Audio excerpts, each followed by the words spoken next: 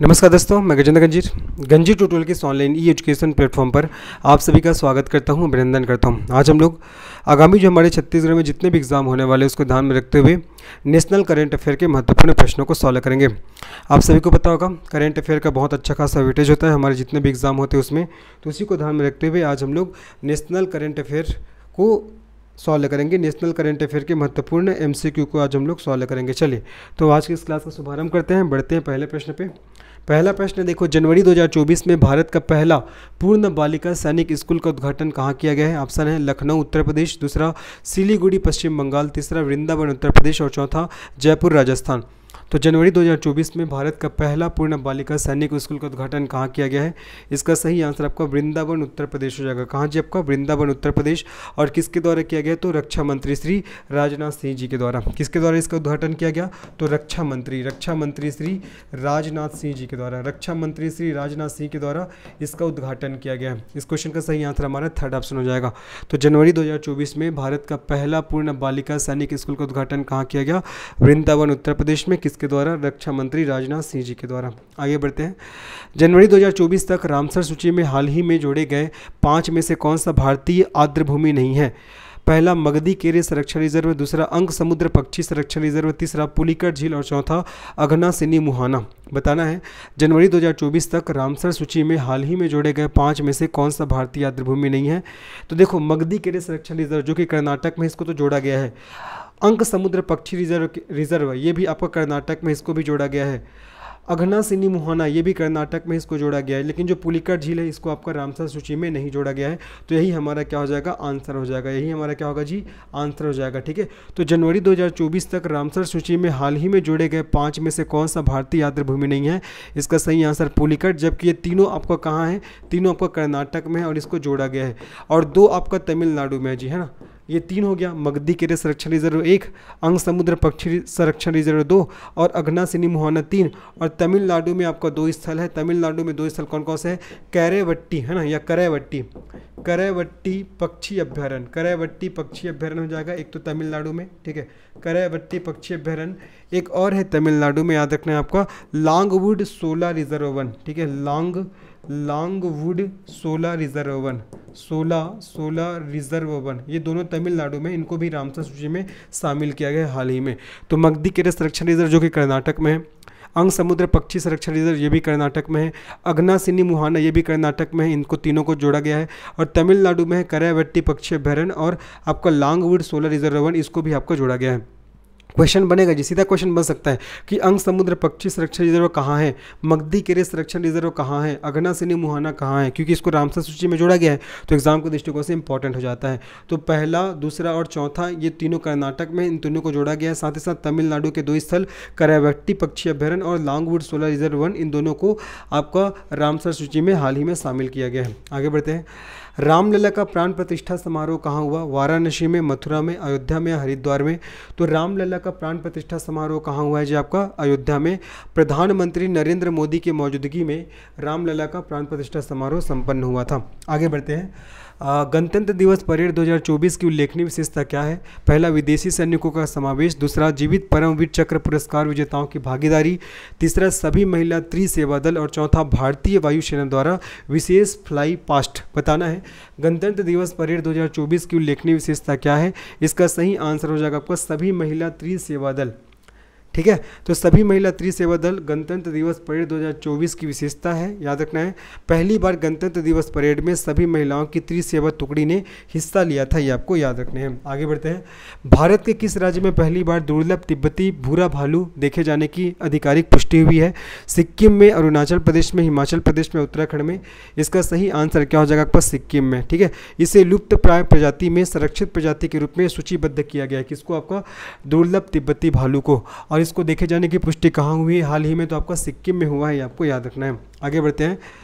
CM Jagan Mohan Reddy द्वारा उद्घाटन की गई स्टैच्यू ऑफ सोशल जस्टिस की कुल ऊंचाई कितनी है? 125 फीट, 150 फीट, 206 फीट या आपका 250 फीट बताना है। सीएम जगन मोहन रेड्डी द्वारा उद्घाटन की गई स्टैच्यू ऑफ सोशल जस्टिस की कुल ऊंचाई कितनी है? इसका सही आंसर आपका 206 फीट हो जाएगा। क्या हो जाएगा आपका? 206 फीट। ठीक है, आगे बढ़ते हैं। नेक्स्ट प्रश्न क्या हमारा? मेकर विलेज कोच्चि केरल में centre of excellence in intelligent internet of things sensor और India innovation centre for graphene का शुभारंभ किसने किया है? ऑप्शन है पहला श्री एस कृष्णन, दूसरा एम वेंकैया, तीसरा वाई कृष्णचारी और चौथा श्री मेघवाल। बताना इसका सही आंसर क्या होगा। चार ऑप्शन दिए गए, श्री एस कृष्णन, दूसरा एम वेंकैया, तीसरा वाई कृष्णाचारी और चौथा आपका श्री मेघवाल। इसका सही आंसर क्या हो जाएगा आपका? इसका सही आंसर आपका एस कृष्णन। ठीक है, इसका सही आंसर क्या हो जाएगा? आपका श्री एस कृष्णन हो जाएगा। ठीक है, भारत सरकार के इलेक्ट्रॉनिक और सूचना प्रौद्योगिकी मंत्रालय के सचिव श्री एस कृष्णन ने ये जो पहले इसका शुभारंभ किया है, ये आपको ध्यान रखना है।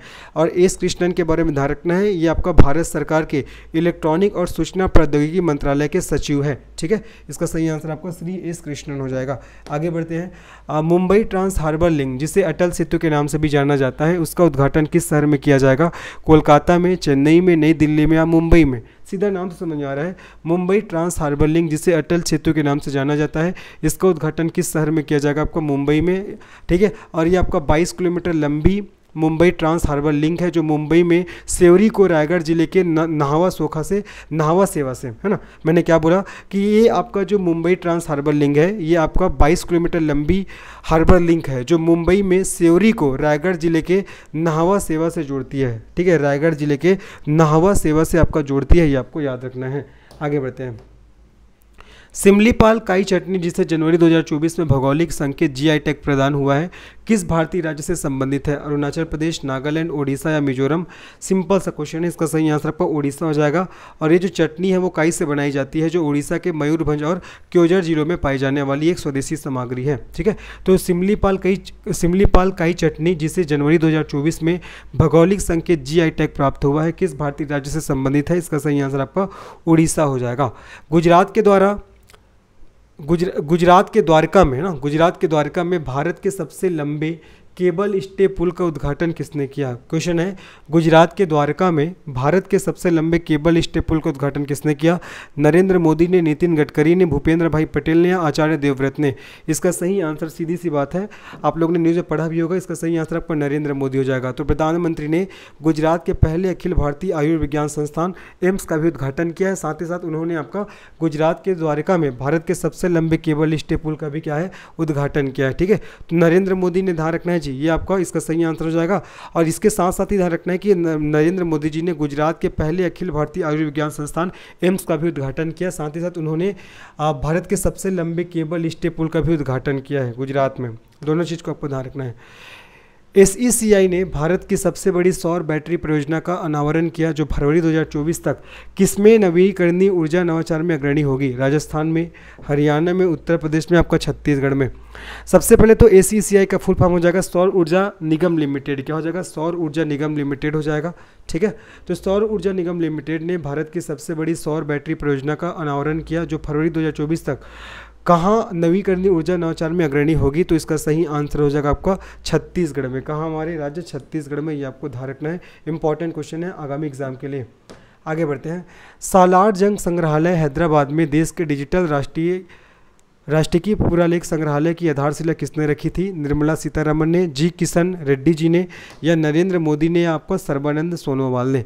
इस क्वेश्चन का सही आंसर हो जाएगा आपका जी किशन रेड्डी ने। तो सालार जंग संग्रहालय हैदराबाद में देश के डिजिटल राष्ट्रीय पुरालेख संग्रहालय की आधारशिला किसके द्वारा रखी गई थी? तो जी किशन रेड्डी के द्वारा रखी गई थी। ये आपको याद रखना है जी। ठीक है, चलो आगे बढ़ते हैं, नेक्स्ट प्रश्न में चलते हैं। फरवरी 2024 में, है ना, ये क्वेश्चन है ना, हाँ, फरवरी 2024 में किस भारतीय राज्य ने काजी नेमू नींबू को अपना राज्य फल घोषित किया है? बहुत इंपॉर्टेंट प्रश्न है। फरवरी 2024 में किस भारतीय राज्य ने काजी नेमू नींबू को अपना राज्य फल घोषित किया है? इसका सही आंसर आपका असम हो जाएगा। ठीक है, तो असम के जो मुख्यमंत्री हेमंत बिस्वा के नेतृत्व वाली सरकार ने काजी नेमू को राज्य फल घोषित किया है, ये आपको ध्यान रखना है। आगे बढ़ते हैं, नेक्स्ट प्रश्न में चलते हैं।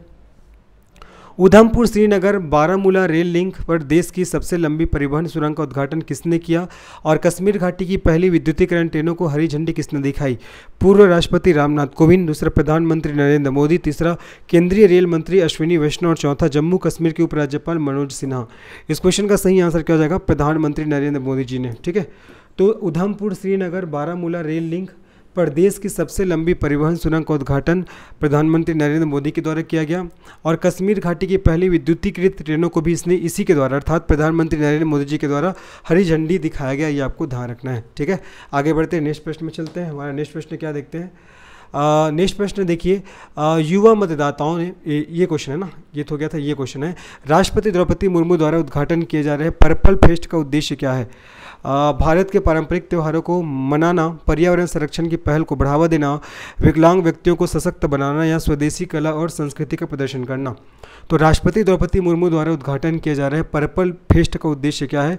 इसका सही आंसर हो जाएगा आपका विकलांग व्यक्तियों को सशक्त बनाना। ठीक है, विकलांग व्यक्तियों को सशक्त बनाना इसका प्रमुख उद्देश्य है, ये आपको याद रखना इंपॉर्टेंट है। आगे बढ़ते हैं, युवा मतदाताओं को मतदान के लिए प्रोत्साहित करने के उद्देश्य सरकार द्वारा उच्च शिक्षण संस्थानों में शुरू किए गए अभियान का नाम क्या है? मेरा वोट मेरा देश, हर वोट हर एक आवाज़, तीसरा मेरा पहला वोट देश के लिए और चौथा इनमें से कोई नहीं।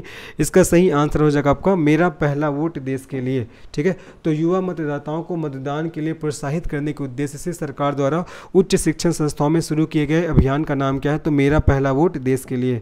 आगे बढ़ते हैं, प्रधानमंत्री नरेंद्र मोदी देश के पहले ग्रीन हाइड्रोजन हब पोर्ट के रूप में किस बंदरगाह का उद्घाटन कर रहे हैं? वियो चिंदबदर बंदरगाह, और दूसरा पारादीव बंदरगाह, तीसरा कांडला बंदरगाह और चौथा मार्मुगांव बंदरगाह।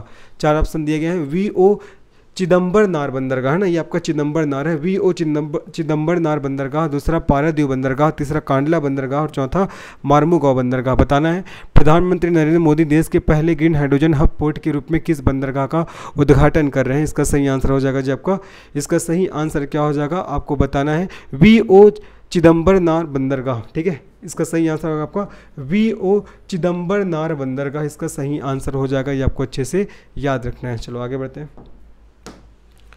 प्रधानमंत्री नरेंद्र मोदी द्वारा उद्घाटन किए गए भारत के पहले पूर्ण स्वदेशी हाइड्रोजन ईंधन सेल कैटामरान फेरी जहाज के डिज़ाइन, विकास और निर्माण के लिए कौन सी इकाई जिम्मेदार थी? Goa shipyard limited, Cochin shipyard, Mazagon dock shipyard और आपका garden reach ship builders and engineer limited. बताना है जी। प्रधानमंत्री नरेंद्र मोदी द्वारा उद्घाटन किए गए भारत के पहले पूर्ण स्वदेशी हाइड्रोजन ईंधन सेल कैटामरान फेरी जहाज के डिज़ाइन, विकास और निर्माण के लिए कौन सी इकाई जिम्मेदार थी? इसका सही आंसर हो जाएगा आपका कोचिन शिपयार्ड। इसका सही आंसर क्या हो जाएगा आपका? कोचिन शिपयार्ड, ये आपको याद रखना है। आगे बढ़ते हैं। अडानी के स्वामित्व वाला विश्व का सबसे बड़ा एकल स्थान तांबा विनिर्माण संयंत्र कहाँ स्थित है? मुंबई महाराष्ट्र में, राउरकेला उड़ीसा में, मुंद्रा गुजरात में या चेन्नई तमिलनाडु में। इसका सही आंसर क्या हो जाएगा? इसका सही आंसर हो जाएगा आपका मुंद्रा गुजरात में। ठीक है, इसका सही आंसर मुंद्रा गुजरात में। तो अडानी के स्वामित्व वाला विश्व का सबसे बड़ा एकल स्थान तांबा विनिर्माण संयंत्र कहाँ स्थित है? तो मुंद्रा गुजरात में है, ये आपको याद रखना है। आगे बढ़ते हैं। मार्च 2024 में मध्य प्रदेश के कितने विरासत स्थलों को यूनेस्को की सूची में अस्थायी रूप से शामिल किया गया था? 3, 4, 5 या 6? बताना है।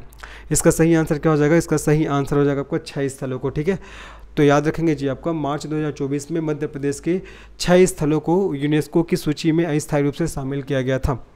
क्वेश्चन बन सकता है। आगे बढ़ते हैं। भारत के सबसे बड़े और अग्रणी स्टार्टअप कार्यक्रम के रूप में पहचाने जाने वाले स्टार्टअप महाकुंभ का आयोजन किस शहर में किया गया था? मुंबई में, दिल्ली में, सूरत में या लखनऊ में? इस क्वेश्चन का सही आंसर क्या होगा आपको मुझे कमेंट सेक्शन में बताने हैं। क्वेश्चन क्या, देखो क्वेश्चन है आपका, भारत के सबसे बड़े और अग्रणी स्टार्टअप कार्यक्रम के रूप में पहचाने जाने वाले स्टार्टअप महाकुंभ का आयोजन किस शहर में किया गया था? इसका आपको कमेंट सेक्शन में मुझे आंसर बताने हैं जी। चलो आगे बढ़ते हैं। 3FIL पाम ने किस भारतीय राज्य में भारत की पहली एकीकृत ऑयल पाम प्रसंस्करण इकाई का उद्घाटन किया है? मिजोरम में, अरुणाचल प्रदेश में, असम में या मणिपुर में? इसका सही आंसर क्या हो जाएगा? इस क्वेश्चन का सही आंसर आपका अरुणाचल प्रदेश। तो 3FIL पाम ने किस भारतीय राज्य में भारत की पहली एकीकृत ऑयल पाम प्रसंस्करण इकाई का उद्घाटन किया? तो इसका सही आंसर आपका अरुणाचल प्रदेश हो जाएगा। आगे बढ़ते हैं। चुनाव आयोग ने 16 मार्च को लोकसभा चुनाव के कार्यक्रम की घोषणा की। निम्नलिखित कथन पर विचार कीजिए। पहला है आपका चुनाव 7 चरणों में होंगे और मतदान 29 अप्रैल से 1 जून तक चलेगा। दूसरा, परिणाम 4 जून को घोषित किए जाएंगे। और तीसरा, पहले चरण में 102 निर्वाचन क्षेत्रों में और दूसरे चरण में 89, तीसरे चरण में 94 और चौथे में 96, पाँचवें में 49, छठे में 57 और सातवें चरण में 57 सीटों पर चुनाव होंगे। निम्नलिखित में से कौन सा कथन सही है? आपको बताना है, 3 आपका कथन दिए गए हैं, कौन सा कथन सही है। तो देखा जाए तो इसमें आपका दूसरा और तीसरा कथन हमारा सही है। ठीक है, दूसरा और तीसरा सही है। पहला कथन क्या बोल रहा है कि पहला चुनाव 7 चरणों में होंगे और मतदान 29 अप्रैल से 1 जून तक चलेगा। तो जो मतदान है ना वो आपका 29 अप्रैल से 1 जून तक 7 चरणों में आयोजित किया जाएगा। ठीक है, चुनाव है आपका, चुनाव कब से जी? आपका जो चुनाव है ना, मतदान है, मतदान 19 अप्रैल से 1 जून तक 7 चरणों में आयोजित किया जाएगा। 19 अप्रैल से 1 जून तक, यहाँ पास 29 अप्रैल दिया गया है तो ये गलत हो जाएगा। जो मतदान है ना 19 अप्रैल से 1 जून तक चलेगा। ठीक है, तो ये पहला वाला स्टेटमेंट हमारा गलत हो जाएगा। यहाँ पास 19 की जगह 29 दे दिया गया है तो गलत हो जाएगा। बाकी दूसरा और तीसरा सही है। परिणाम 4 जून को घोषित किए जाएंगे और पहले चरण में 102 निर्वाचन क्षेत्रों में, दूसरे चरण में 89, तीसरे चरण में 94, चौथे में 96, पाँचवें में 49 और छठे में 57 और सातवें चरण में 57 सीटों पर चुनाव होंगे। तो पहला ही कथन गलत है। चुनाव है जो आपका 7 चरणों में होगा, बिल्कुल सही है, लेकिन जो मतदान है वो 19 अप्रैल से 1 जून तक चलेगा। यहाँ पास 29 दिया है, इसलिए ये पहला वाला स्टेटमेंट आपका गलत हो जाएगा। आगे बढ़ते हैं। आगे हमारा क्वेश्चन क्या है? पांडवुला गुट्टा को किस भारतीय राज्य में आधिकारिक तौर पर एकमात्र भू विरासत स्थल के रूप में मान्यता दी गई है? तमिलनाडु में, आंध्र प्रदेश में, केरल में या तेलंगाना में? इसका सही आंसर आपका तेलंगाना हो जाएगा। ठीक है, तो पांडवुला गुट्टा को किस भारतीय राज्य में आधिकारिक तौर पर एकमात्र भू विरासत स्थल के रूप में मान्यता दी गई है? इसका सही आंसर आपका तेलंगाना हो जाएगा। ठीक है, चलो ठीक है। फिर अगर ये वीडियो पसंद आया होगा तो इस वीडियो को लाइक करेगा, चैनल को सब्सक्राइब करेगा और इससे अपने दोस्तों को शेयर करेगा। मिलते हैं नेक्स्ट वीडियो में, तब तक के लिए धन्यवाद, बाय, टेक केयर।